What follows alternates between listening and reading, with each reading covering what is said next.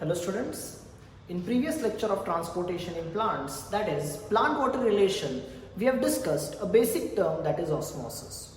During that lecture, we came to know what are different types of solution, different types of membranes, and finally we defined osmosis. Today, we are going to go in detail about this osmosis. We are going to see the types of osmosis, and also we are going to define certain terms which are related to this process of osmosis, and then the overall detail of this concept of osmosis will be repeated in the further concepts where we are actually going to study how water gets transported from root to the tip of leaf. So now we are going to start types of osmosis. Types of osmosis. See, we have already studied what is meaning of osmosis, and during that we took a jar. In that jar we kept a solution, that is we kept fresh water. Since fresh water also has certain solutes in it, it was representing hypotonic solution. It was representing hypotonic solution. Then what we did? We kept a resin in it. Now suppose this resin is nothing but a plant cell, and that resin compared to this water, it was hypertonic solution. So we know there are two different solutions. After few hours, this resin becomes swollen in this way because it becomes turgid. Why? Because as per osmosis, solvent will move from hypotonic solution to hypertonic solution. If you observe this condition, see, this is plant cell. Resin, I am supposing it is a plant cell. When this plant cell is kept in hypotonic solution, plant cell is kept in hypotonic solution. This is plant cell, we are keeping that in hypotonic solution. At that time osmosis will take place and the water will move in, solvent will move in. This is nothing but this is first type of osmosis, that is endosmosis. During endosmosis, the cell should be kept in hypotonic solution than itself, due to which the solvent will move into the cell, which is called as endosmosis, which results into turgidity of cell, that is the cell will become turgid. The plant cell will become turgid. This is first type of osmosis. Now we are going to discuss the second type of osmosis. Same thing, I am taking a jar. I am taking a jar in which I am keeping another solution. Okay, this is a solution, but now I am not taking fresh water. I am adding salt in that water or sugar in that water. I am making the solution more concentrated as compared to plant cell. And I am keeping that resin or plant cell in this. Same thing is resin or plant cell in this. Now in both solutions, if I compare, this external solution is hypertonic. This will be hypertonic, means it will be more concentrated as compared to this resin. Now resin is hypotonic solution. Since we have considered resin while studying osmosis, I am using the word resin. It can be any cell, it can be plant cell also.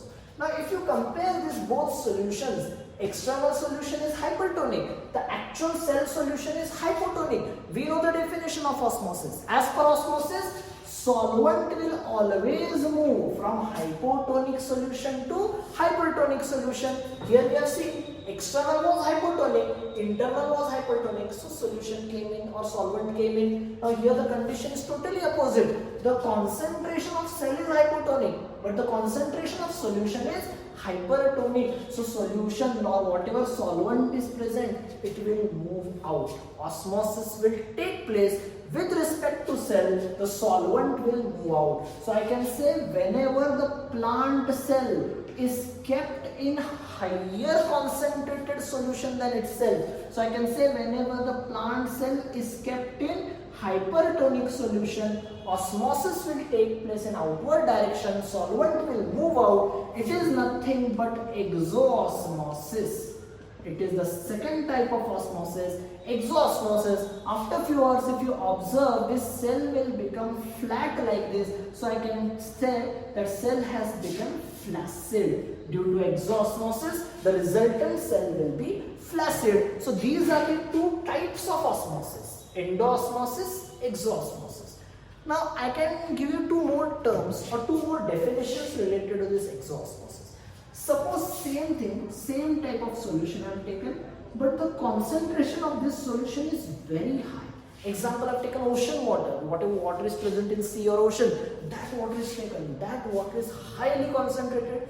Whatever means it is so salt, it is highly concentrated. So I can say it is hypertonic solution.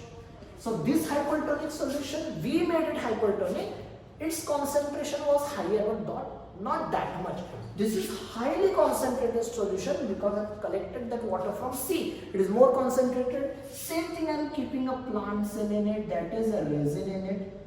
I know this resin as compared to this hypertonic solution, it will be hypotonic solution.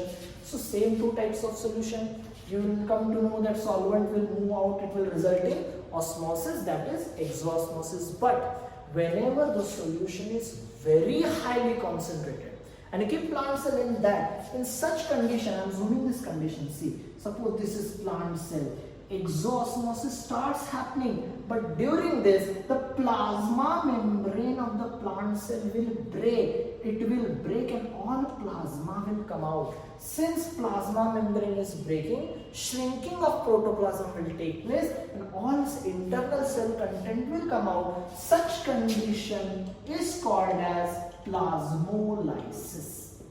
Such condition is called as plasmolysis. Hence, when the plant cell is kept in very highly concentrated solution, at that time exosmosis will take place, but it is so rapid, the shrinking of protoplasm will be so sharp that plasma membrane will break and internal contents of plant cell will come out. That condition is called as plasmolysis. Lysis means breaking, breaking of plasma membrane. Now this plasma membrane is already broken. I am taking out this cell and keeping in fresh water. Remember, I am keeping that in fresh water. In that condition, this cell is representing hypertonic solution and water is representing hypotonic. Again endosmosis will take place and cell will become normal. This condition is called as deplasmolysis. This condition is called as deplasmolysis. So in this lecture we have come across 4 terms actually. First we saw what is meaning of endosmosis, then we saw what is exosmosis, plasmolysis, and then deplasmolysis. These are few basic terms which are required before studying the journey of water into the plants. Now from next lecture we are going to start the journey of water in the plant, starting from the root to the tip of leaf. And while studying this movement, we'll come across many other terms like imbibition, diffusion, DPD, suction pressure, plant water potential.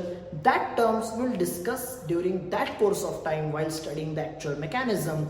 Lot of concepts are there in this chapter like active transportation, passive transportation. All that other terms we'll study during studying the journey of water from root to tip. These are the basic terms which are required before going there. Thank you.